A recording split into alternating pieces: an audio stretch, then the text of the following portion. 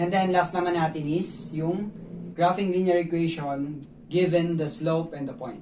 Okay, so for example number 1, graph the line with the slope of 2 and contains the point -1, -5. So yung slope daw natin positive 2 and then meron siyang point na -1, -5. Okay. So given a slope and the point.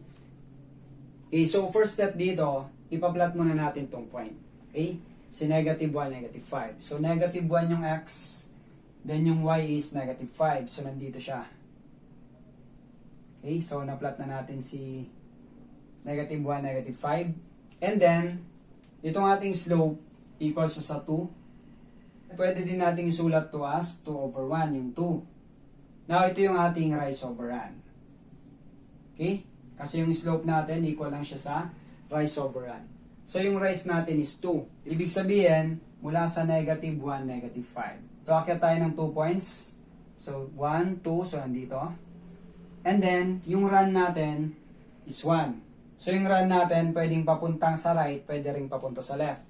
Now, dahil positive yung ating slope, papunta siya sa right yung ating run. Okay? So, pag positive yung slope, yung run natin papunta sa right. Pag negative yung slope, yung run natin papunta sa left naman. Then, yung rise natin, always siyang backyard. Okay? So, positive yung slope natin. So, magra-run tayo ng 1 unit. So, papunta sa right.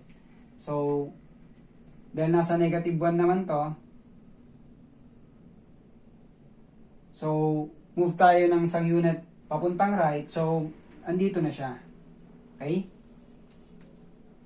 Again, yung rise natin is 2. So, umangat tayo ng 2. And then, nag-move tayo sa right ng 1 unit.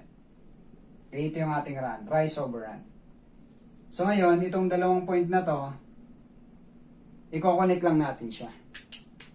So, ito na yung graph ng ating line.